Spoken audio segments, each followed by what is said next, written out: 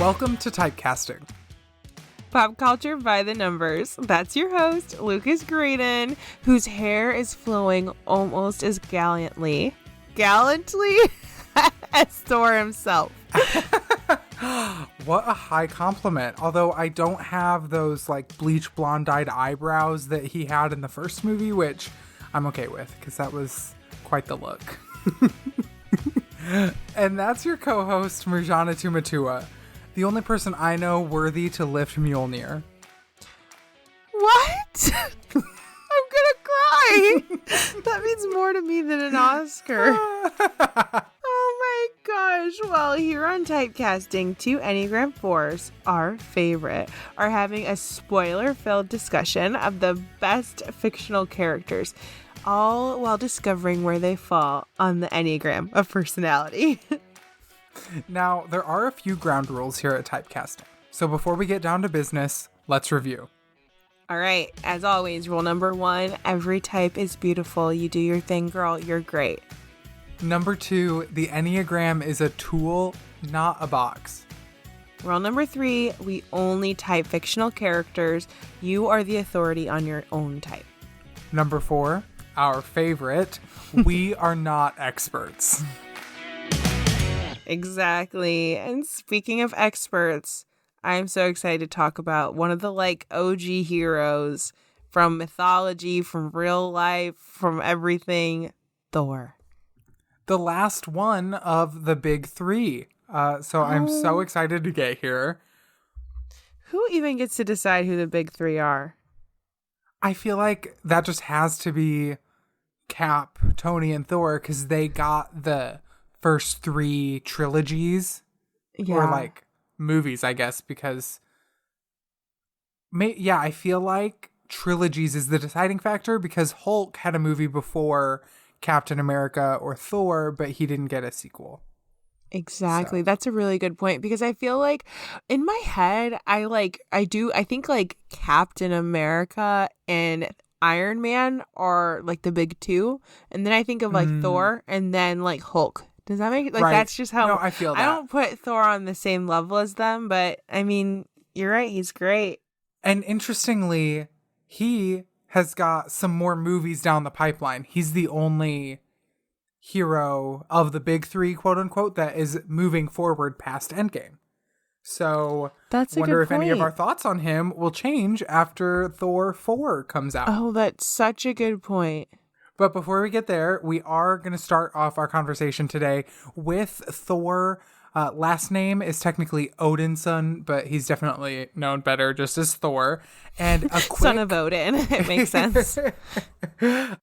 A quick fun fact about Thor. When it came to making the movies, Chris Hemsworth's brother, Liam Hemsworth, who may be best known for playing the better of the 2 love interests in the Hunger Games trilogy, was originally on the shortlist to play Thor. And when they reconsidered the shortlist and they put Chris Hemsworth on, Liam actually gave Chris pointers on how best to get the role. I would love to have been in the room where it happened when they swapped decisions on who it was brothers, be. Right? Yeah, that's so rude. Oh, I know, poor Liam. I know. Oh, that's so funny. Well, you know what? I'm glad he is where he is. Well, so I am so excited to get into what we think Thor's number is, and before we get into the really big conversation, I do just want to hear where we both kind of came prepared with our ideas of what Thor's number might be. Okay. Are you ready? I'm so excited. I took so much time on this one. I was all over the map.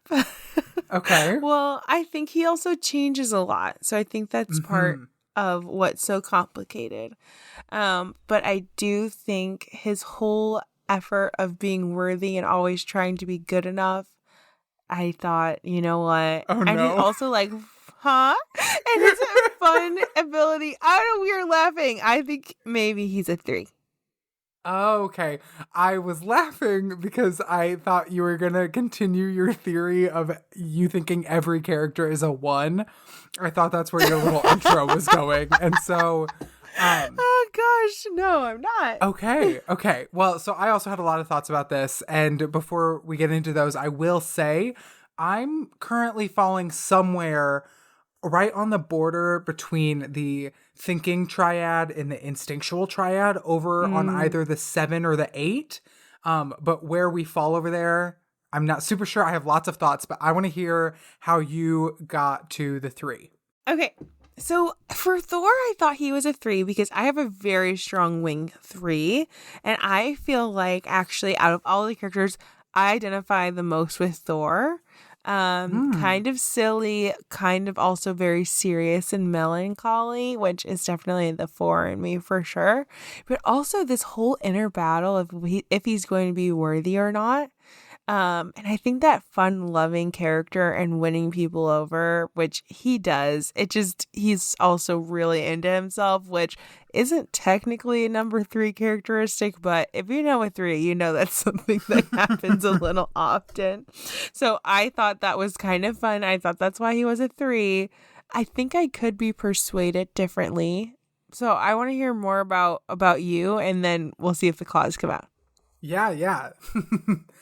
This was a really interesting one for me. I tried to kind of start getting a grasp on Thor's overall character arc. I think something that's really helpful for me when I'm trying to see what each of these characters' types or numbers might be is where they end up and what the natural trajectory of their character arc is, because I think that tells us a lot about some of their weaknesses and some of their struggles and some of those lessons that they need to learn. And so obviously, as you said, Thor changes so much over the course of the movies that he appears in. He starts very much as the loud, rambunctious warrior who is just always out there bloodthirsty and conquering and boastful. And he learns a lot of humility, especially through the first Thor movie when he is stripped of his power and things like that. And so I looked at, okay, what does that point to? But then as we get further down the line, and especially for me, a big part of Thor's, I think, honest character and truest expression of himself comes in the way that we see him deal with pain in Avengers Endgame. So I was like, what does that have to do with it all? And so my first instinct was maybe the 7. The 7 or the enthusiast obviously have a ton of natural inclination towards joy and kind of boldness and spontaneity and adventure. And I think we see a lot of that, especially with beginning Thor, when he's very excited to be going out and engaging in all of these different battles and to come back with all of his victories and his stories and things like that. He is very much kind of high energy. But then even as we start to see almost a completely different character in like Thor Ragnarok, he still maintains kind of that goofball charm. He's kind of cracking jokes. He's funny. He's usually in a really good mood, even when things are not going so hot. And so then in Endgame, I kind of love your theory, Lucas. I want to interrupt and just say that I'm like, well, thank you. Yes, I think that's what he is. I think he's a 7. So just to ease your mind while you're discussing, well, I think I'm going to disagree. It's funny because I'm probably going to disagree with myself the more that I talk about like my whole trajectory. So for me, Endgame was one of the things that I thought I could see some patterns of 7s in. We see him after going to kill Thanos, but then realizing that it didn't really do anything for the good of the world. He didn't really bring anybody back. He was just acting out of revenge. And he goes into, I think, a pretty severe state of depression. And we see him not really wallowing in his feelings or sitting in a lot of his sadness. Instead, he pretends like everything's fine. He just kind of gets lost in a lot of beer, in a lot of drinking, in playing Fortnite with Korg and Meek, which who doesn't love a good game of Fortnite? But we see him kind of always insisting that he's fine and he's good and he doesn't have a problem, quote unquote. And it's not until he gets to meet with his mother, which I think is one of the best scenes and most emotional scenes in Endgame. I rewatched it in preparation, but this morning I was doing some of my research in the public library and literally crying in the public library as the type 4 that I am at Frigga's words to Thor in that scene. Everyone fails at who they're supposed to be, Thor. The measure of a person, of a hero, is how well they succeed at being who they are. But she's really the Yes. first person that he opens up to and lets behind that wall that he has put up, saying that he's fine. And so for me, that's where I got a lot of the 7. But then I was wondering if his natural inclination is actually more toward the 8, because 7s, I think we can see a lot of a desire to avoid pain. And so that's why they're always super high energy. They're always planning for the next thing. They're always up for an adventure, to only kind of try and eke all of the joy out of life. Whereas 8s have a similar aversion, but they try to avoid vulnerability. And I think in Thor, especially at the beginning of his journey, we see a lot of him being the big, brash, almost the challenger of the 8. He has a lot of the boldness. He commands a lot of the authority that 8s can sometimes just naturally bring upon themselves. And so I wondered if Thor was an 8 with kind of that drive to always be out and conquering, or if he is more of that 7 who just uses his battles and his friends as that avenue to kind of keep things light and joyful. So this was an interesting thing for me, and this is kind of where I'm stuck between the 2, and I want your thoughts, because the 8 sits in the gut or the instinct triad, and I think that we can see a lot of Thor really kind of just being led by his gut and his instincts. He's not maybe the planner that some 7s are, where 7s sit in the head or the thinking triad. They're always thinking ahead and planning ahead. I don't know that Thor is always planning ahead, but he is always ready for that next adventure. So that's where I'm torn between the 7 and the 8.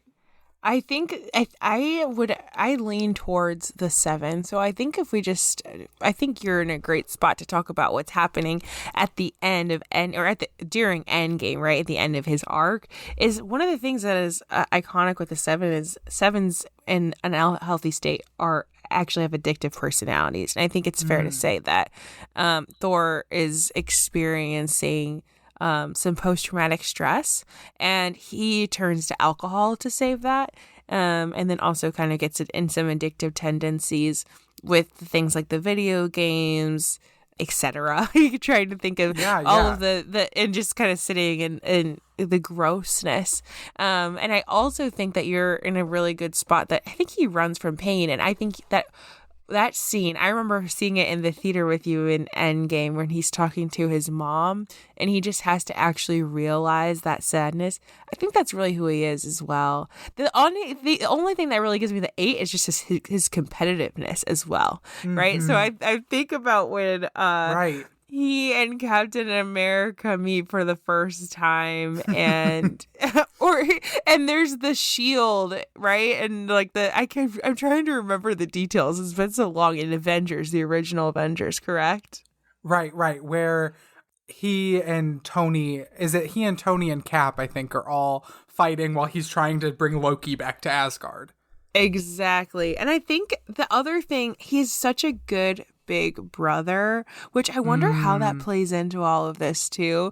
And the fact that he's like, this is my problem, I'm coming, I'm cleaning it up. He understands where Loki's at when it's necessary, but also, and will defend his little brother, but definitely wants to clean up his mess.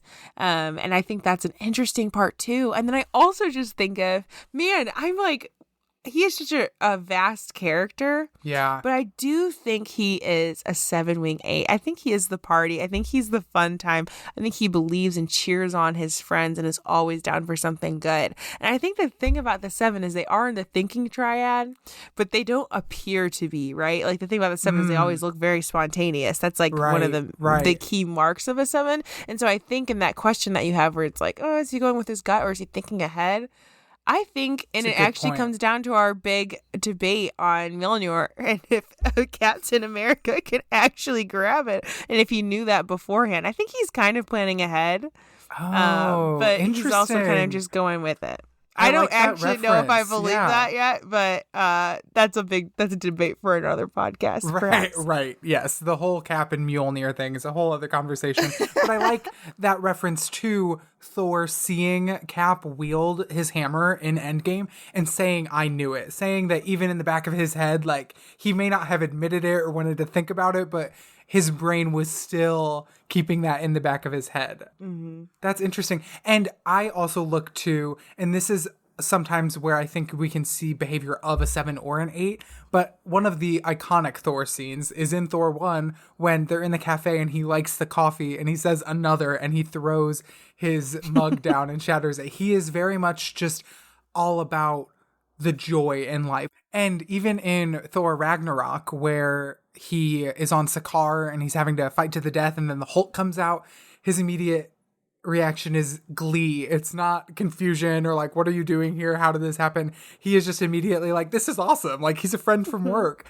And I think we really get a better sense of his character come Thor 3, come Thor Ragnarok, where he finally is allowed to be the goofball that I think he always has been. And I think that that's a big part of his character. And there's a reason that his first 2 movies are so tonally different from where he goes in the future, because he's trying to be something that he's not. And he's realizing that he wasn't made to be king. He, even in Endgame, realizes that Valkyrie belongs as Queen of Asgard. There's even a quote in Endgame that I think really stood out to me in that scene with Frigga, where he says, I'm not supposed to be like everyone else, am I? Because she tells him everyone fails. You are just like everyone else if you are a failure. But he has all of this pressure on him to be the king. He's been the prince with the birthright to the throne from day one, and he's always had that pressure on him. And it's not until the later movies where he realizes that it's not about who he's supposed to be, it's about who he is. And I think that's when we really get to see that 7 shine through. But even in Thor 1, he and the Warriors 3, his best friends, they are having the time of their life when they are out fighting those battles and protecting the 9 realms and things like that. So I think that's where I do get a lot of the sense of the 7 and just the 7's zest for life and joy for being alive that I think we see a lot of in Thor, as well as some of those maybe less healthy tendencies of running away from pain.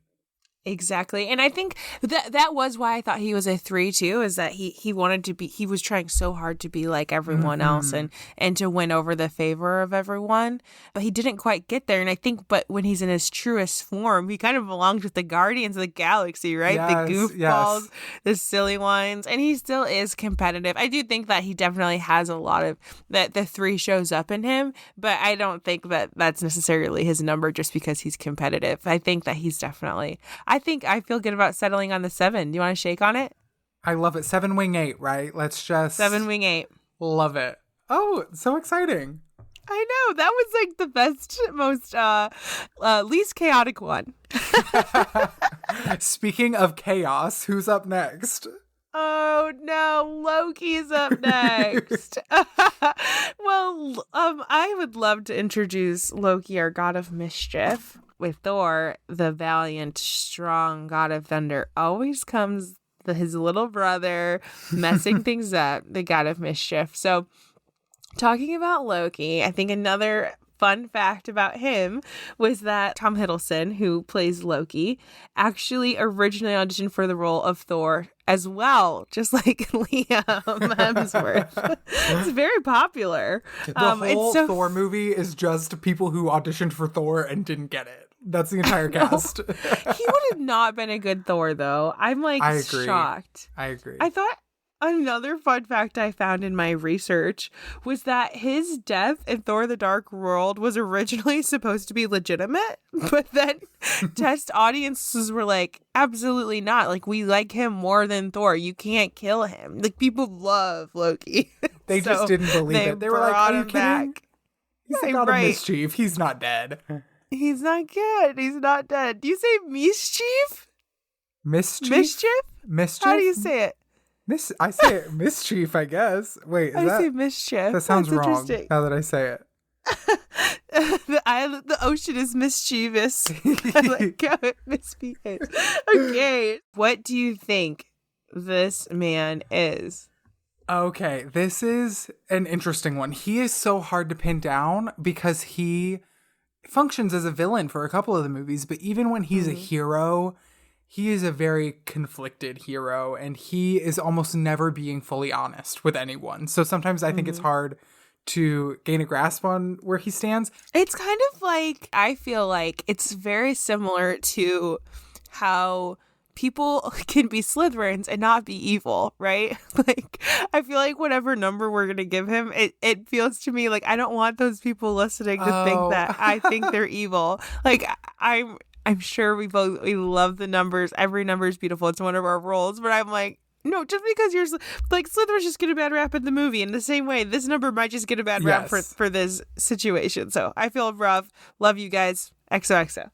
Yes, I love you all. I do think that if I had to place Loki on one type somewhere on the Enneagram, I would place him at a 3-wing 4 or a 4-wing 3. And again, here I am not making up my mind and kind of falling between two numbers, but I'm excited to see what you think. Okay, well, I'm scared now, but I think he's a 4. And I want to hear how you got where you are. This was actually part of my Endgame rewatch when I was preparing for Thor, and it reminded me of one of Loki's favorite tricks as the God of Mischief. Mischief, who knows? He shapeshifts, and he can take on multiple different faces and personalities and characters. He turns into Captain America in Thor: The Dark World, and then briefly then in Avengers Endgame as well. And I think that for me made me think about some of the numbers on the Enneagram who are really good at inhabiting other spaces or maybe types on the Enneagram. For example, 9s, as the peacemaker kind of at the top of the Enneagram, are sometimes known to merge and to connect with other people or other numbers so much so that they start to confuse those feelings for their own. And they can kind of hop around the circle, if you will, on any given day, depending on kind of what external factors are there.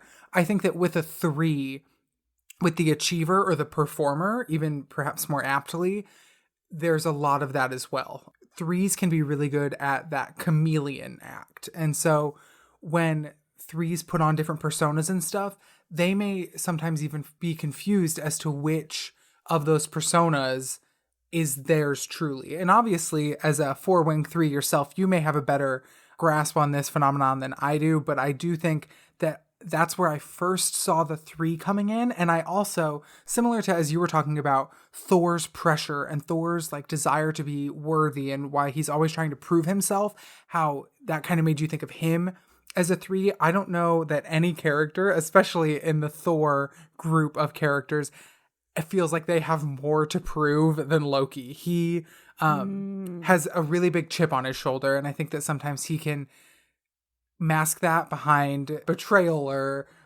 playing tricks or things like that. But he also, I think, struggles with a sense of his own identity when he finds out that he is actually a frost giant and was found on Jotunheim, and he turns blue. He loses some of his sense of who he is. And so I think that that's where I saw some of our tendencies of our 3 friends. But as I said, I also kind of fall in that 4 where he definitely has never felt like he belonged. He never felt like he was truly a part of his family growing up. And so I just wonder which side of that he falls more squarely on and then which maybe he borrows the wing from. But I want to hear about your thoughts of him as a 4. Well, you hit it right on the head. I think when Loki finds out his true identity of where he's from, he feels all of these emotions of never belonging. They seem very realized. And I think that a lot of Loki's actions, they're like, invading misdeeds, Earth. maybe. Yeah.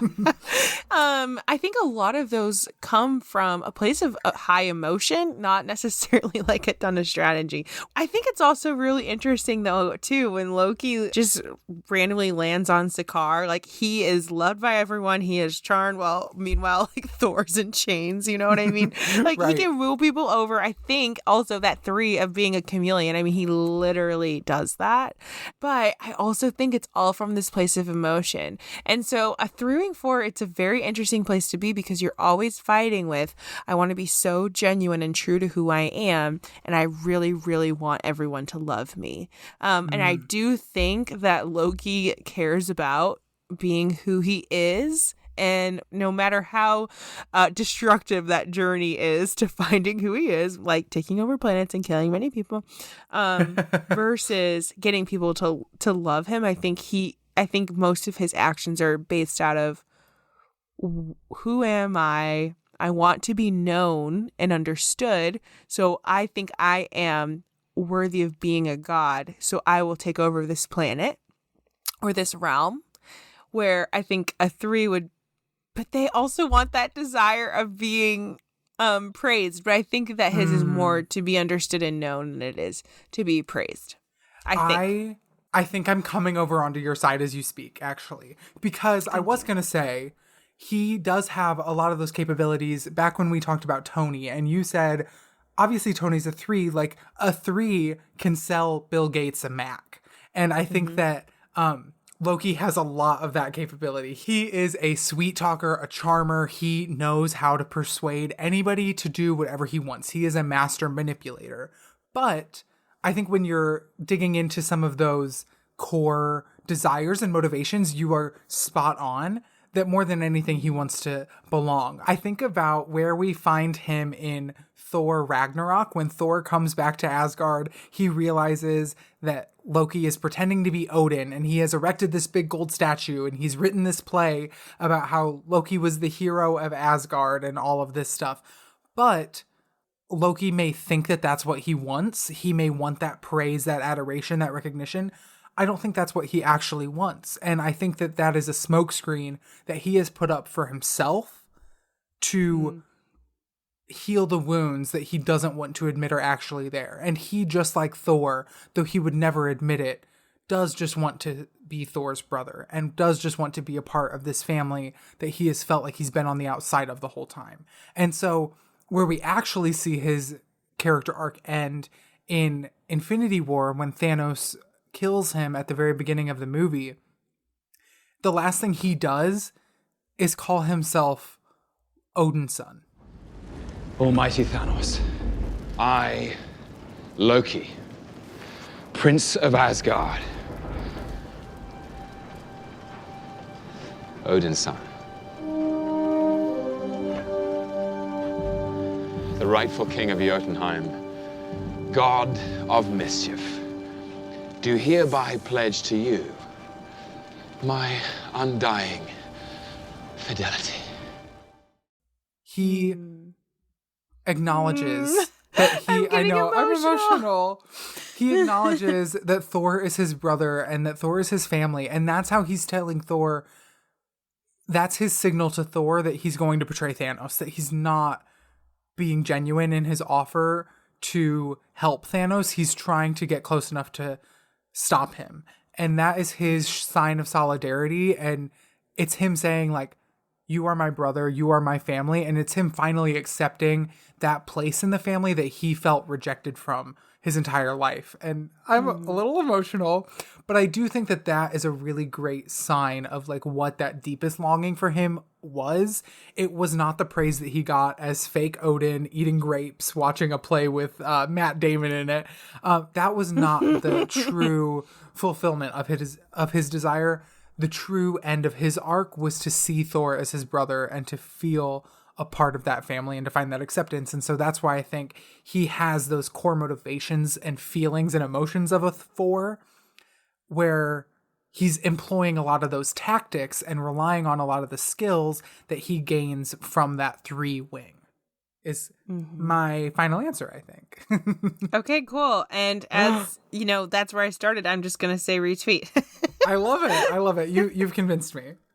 Oh my gosh, I love when I convince you. Feels good. Awesome. All okay. right. So, last but not least, we have our third character of the day, Heimdall, the lovely Idris Elba. Who would defy the commands of Loki, our king? Break every oath you have taken as warriors and commit treason to bring Thor back? Yes. Good. So you'll help us? I am bound by honor to our king. I cannot open the bridge to you. Complicated fellow, isn't he? Now what do we do? Love him. He champions the Bifrost and he saves all the refugees in Ragnarok. But a fun behind the scenes fact is that in Norse mythology, in the original myths, Heimdall guarded the Bifrost, which was where Vikings believed rainbows came from. Oh, I didn't know that. Yeah, and he was actually predicted to kill and be killed by Loki during the apocalypse, which they called Ragnarok. So that's where the name of that movie comes from, is the Norse apocalypse myths. Mm-hmm. And Heimdall was actually predicted to kill and be killed by Loki in the Norse apocalypse. Oh my goodness. Well, good to know. I'm glad that's not what happened. Me too. So before we get into what does happen with his character, I'd love to hear what you think his type on the Enneagram is. All right. You ready? I'm ready. I don't know if I am, because similar to how you felt on the last two sidekicks. Is everyone seeing a trend? Black Lives Matter. Thank you. Amen. I think he is a 2. Maybe a 2-wing 3, maybe a 3-wing 2. I can be persuaded. I have a strong feeling maybe you feel the same way. Let's hear. Okay. Wow. Interesting. I will say I took maybe a non-traditional approach to this because I ran into the same problem that we have with our past sidekicks.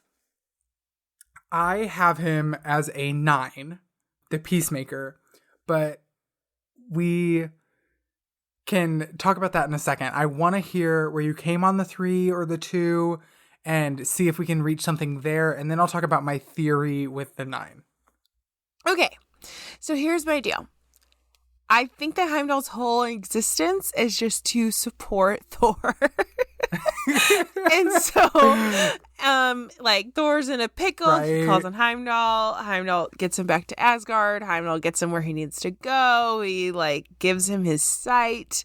He is such an advocate for social justice in Ragnarok when the world is falling apart and he is trying to save as many Asgardians as he can. I think he just has a real, true heart for others because he was written to be that way. But also, I think we haven't had a 2 yet, have we? We've had a couple wing 2s, but I don't think any official 2s. I will say I think he's an official 2. I could see that. And I think you're right that he is very much like a public servant through and through, whether that be serving everyone as he guards the Bifrost or serving the refugees of Asgard in Ragnarok. Mm-hmm. Interesting. Okay. So we see maybe the 2 for him. I could see that. And you're saying that if he is a 2, you think he wings 3. I could be convinced otherwise. I think 3. I think because he is just such a strong man, and I think that he really cares for others. And I do think 3-wing 2 or 2-wing 3s are known in a book I read called the Enneagram as the advocate, and they're always working towards a better tomorrow. And I think that's how I think of Heimdall. And the whole rainbow, there's the promise of something better is to come. I know that's those are 2 different things, but I think that's a really sweet part of who he is. But again, I think he is a sidekick. We don't know a ton about him, but we know he's Thor's best friend.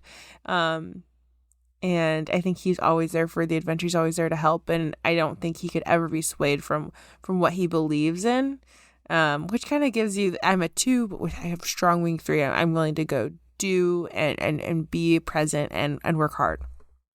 Okay. I like that.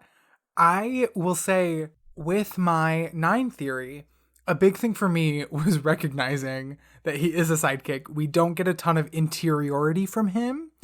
But the thing I liked about looking at Heimdall as a 9 is that the 9 or the peacemaker actually sits right at the top of the Enneagram.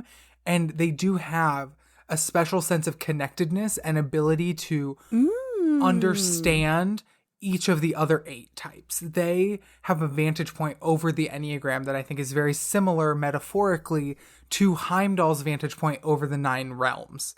And so I kind of liked the connectedness there. And I think that as we look at nines as peacemakers or mediators, they are such good mediators because they can see every single person's point of view.